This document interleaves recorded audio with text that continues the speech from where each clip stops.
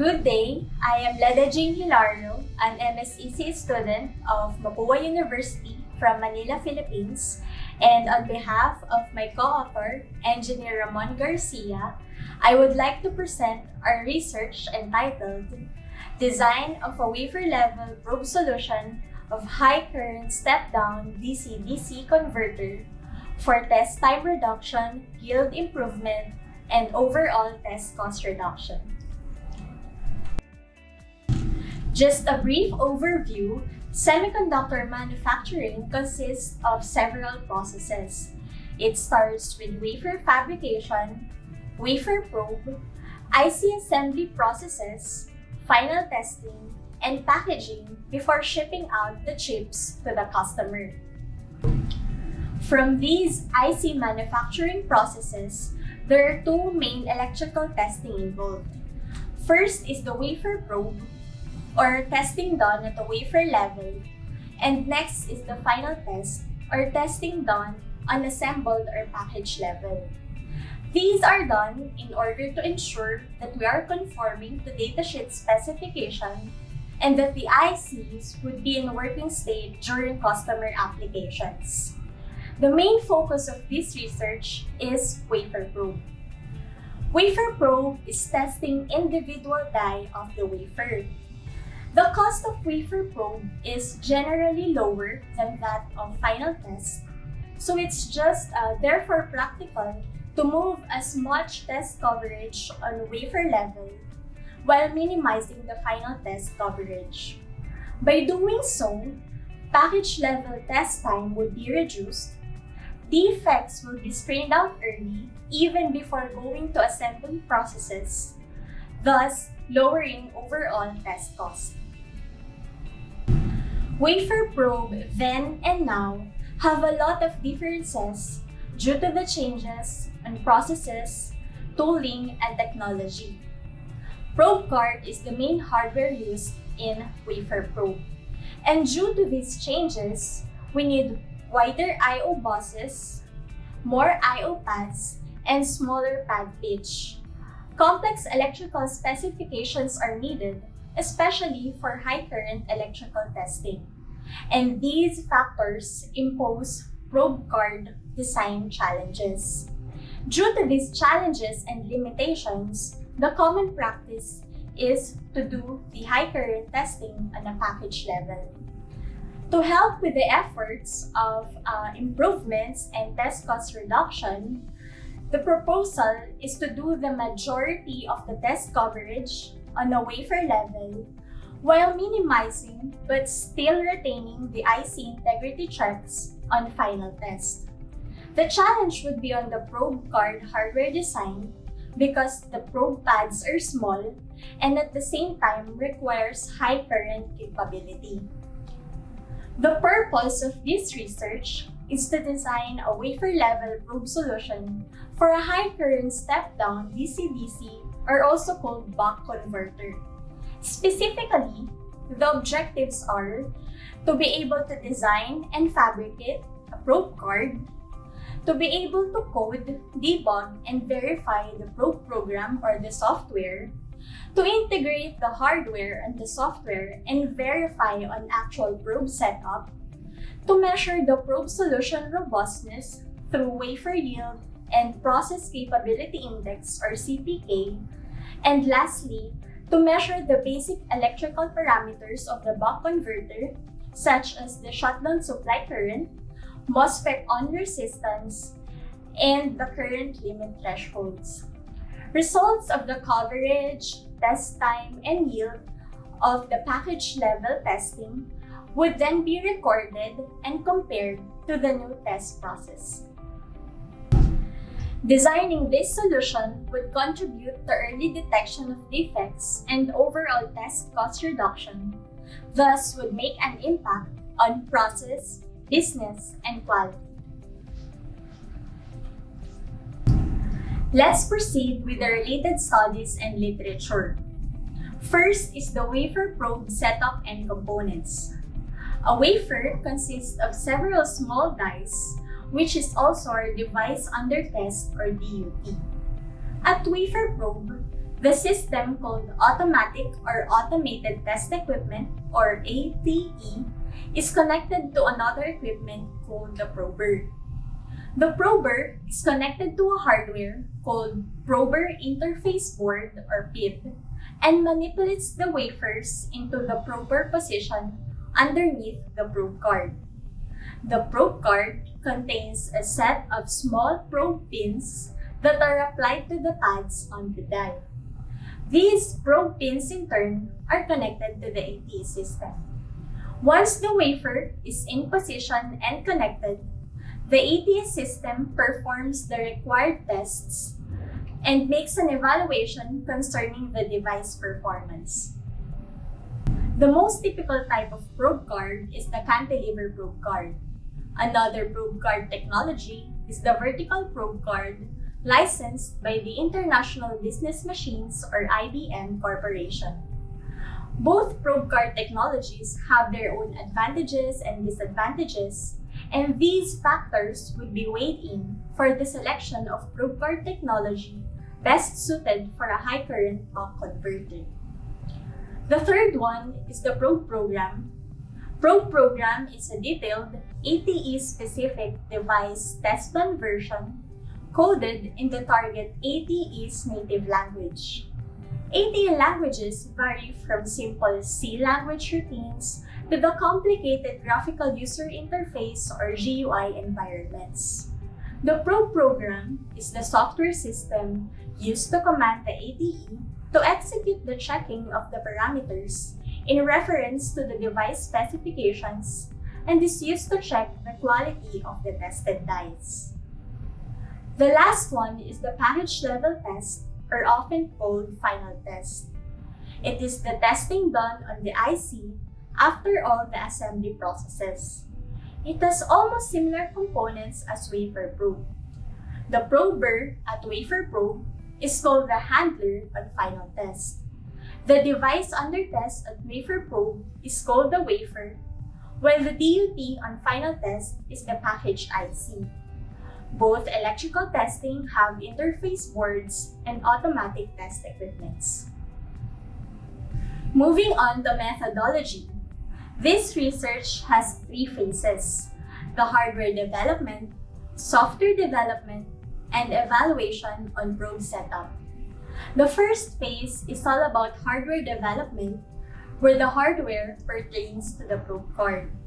The design of the probe card includes designing of the bond pad layout, selection of probe card technology, ATE resource allocation and pin mapping, schematic design, and fabrication of the probe card. The next phase is software development, which focuses on probe program. This phase includes programming of codes for board diagnostics and 4 main test blocks, as well as simulation and debugging of codes and errors. Main test blocks are continuity tests, functional, parametric, and post-continuity tests. Continuity tests are done to check for the ESD protection diodes per device pin. Functional tests are the monitoring or non-datasheet tests to assure that the IC would be working as it is supposed to be during application or on customer end. And lastly, the parametric tests refer to the datasheet parameters to ensure that the IC is conforming to the device specifications. The software is coded and checked through multiple simulations using the ATE simulation tool. The third and final phase would be the project evaluation on probe setup. After the evaluations, the main objective is to check and record the process capability index or CPK, wafer yield, and performance of the basic datasheet parameters of the buck converter. The first part of phase 1 is the design of bond pad layout. It could either be conventional, area array, or memory line on center. Conventional or perimeter configuration is used on majority of the designs today. The I/O pads are restricted to the perimeter of the die. In area array, the I/O pads are uniformly spread over the entire surface of the die. The round ball in the center of each pad represents a solder ball, and most manufacturers probe the die after the solder ball has been added to the I/O pad. Memory layout is commonly used for large memory devices. It is often called line on center because the pads are in one line in the center of the die. These pads are not wire bonded on the final package. The bond pad layout used in the project is the area array. The most critical device pin of the buck converter is the switch pin because this pin is used in the high current electrical testing. The final area array pad design consists of 2 probe pins per pad on the 2 switch pads, so the total pulse current capacity is 8 amperes. As an added margin, the third switch pad also accommodates 2 probe pins. One probe is for force and the other is sense or measurement, thus giving us additional 2 amperes of margin. Probe card technology used is the vertical probe card since it has several advantages versus cantilever probe cards, as evaluated on previous studies of semiconductor manufacturing companies, including Analog Devices and Texas Instruments. Advantages were observed in terms of cost, performance, maintenance, quality, and card lifetime. The schematic of the probe card was designed using a PCB design and analysis software tool. For the final schematic design, components present on the probe card are relays, capacitors, protection diodes, op-amps, and ICs. The schematic design is for 8 test sites, meaning a maximum of 8 dies can be probed at the same time. This is how the probe card looks after the fabrication. The third and final phase is the evaluation and probe setup. As previously mentioned, the probe card is designed for 8 test sites. The evaluation and probe setup includes single site evaluation or testing one die at a time, multi-site evaluation or testing 2 sites, 3 sites, up to all 8 sites at a time, and also the test blocks evaluation, checking 1, 2, up to all 4 main test blocks at a time. Probe program debug and optimizations are performed to ensure that all problems encountered are fixed and that we would be having a robust wafer-level probe solution. The main purpose of these evaluations is to check for specific items, including the wafer probe yield.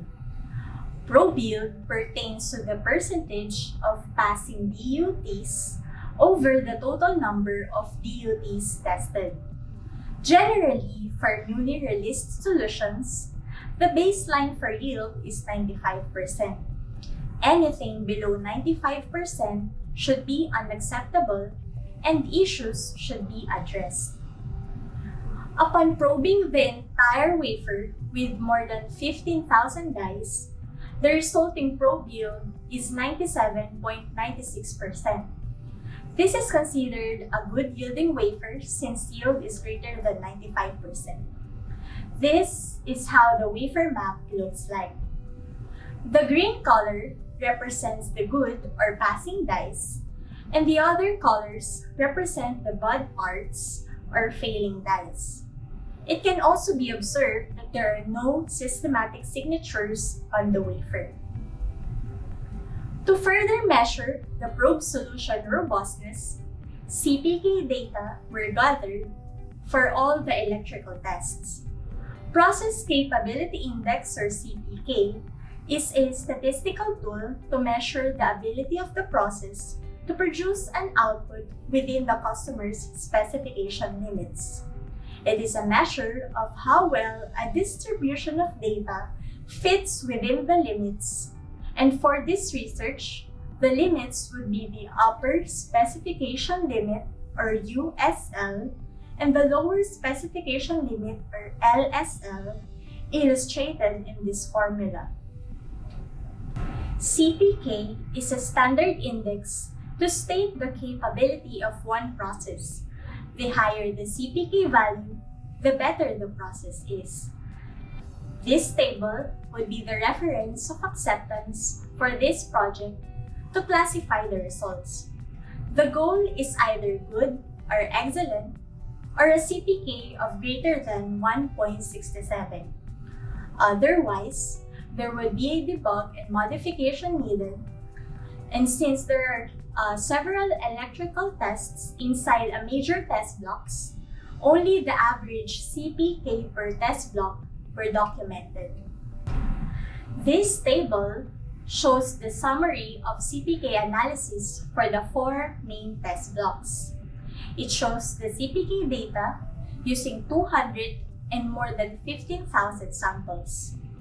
For both small and large sample sizes, average CPK values per main test block are greater than the target of 1.67, which means that the wafer probe solution is capable to produce an output within the customer's tolerance range and able to meet quality specifications.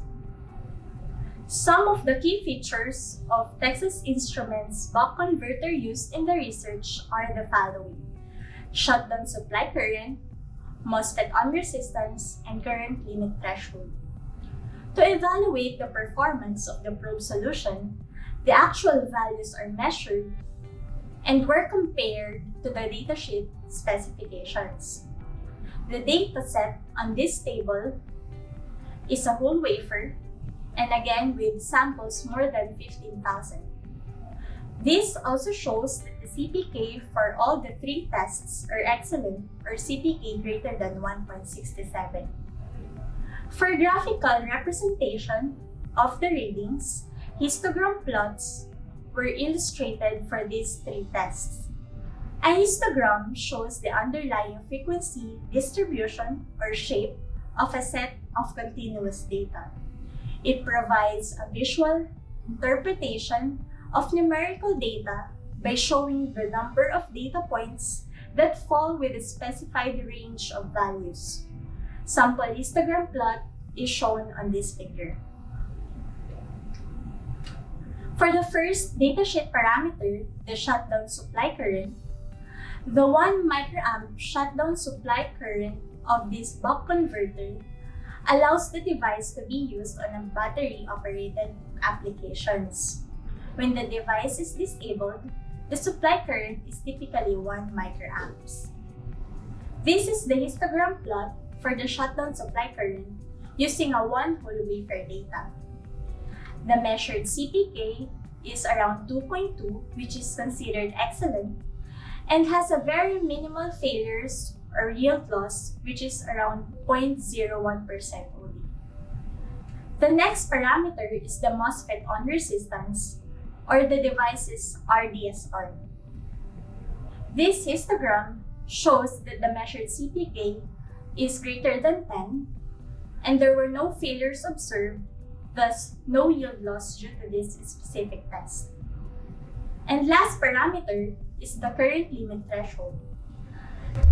The device implements a current mode control that uses the comp pin voltage to turn off the high side MOSFET on a cycle-by-cycle basis whenever the device hits the current limit threshold. This is done as part of the overcurrent protection of the device. The measured CPK is excellent as well, with a value of 1.98, and there were no yield loss or failure noted based on 1 wafer data. Lastly, for the package level testing results and comparison, upon adding the wafer probe solution coverage, significant improvements were observed on the package level testing in terms of test coverage, test time, and test yield, which all contributed to the reduced overall test cost of the buck converter device. The actual values noted after 1 month of running the wafer probe solution with less package level test coverage are noted on this table.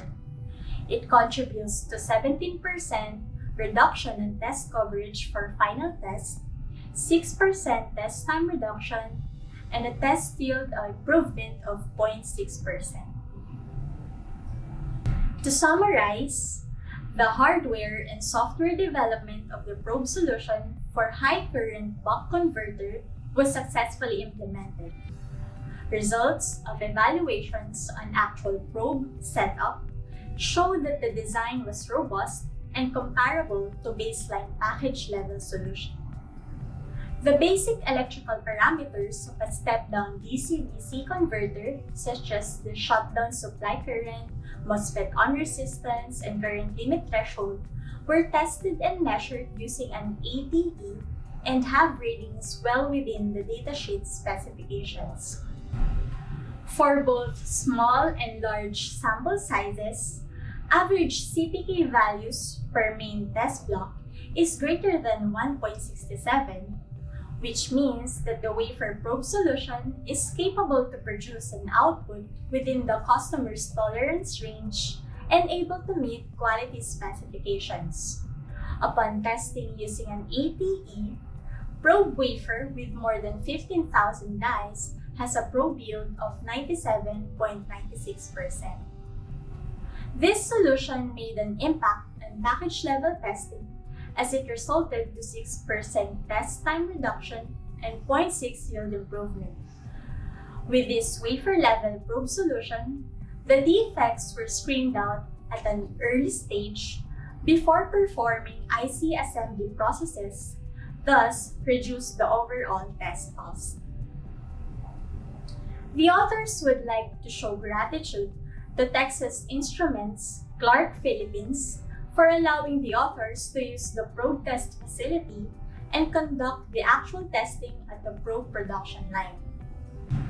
A special gratitude as well to engineer Ronald Samonte for sharing his expertise on probe card development. That's all, and thank you for listening.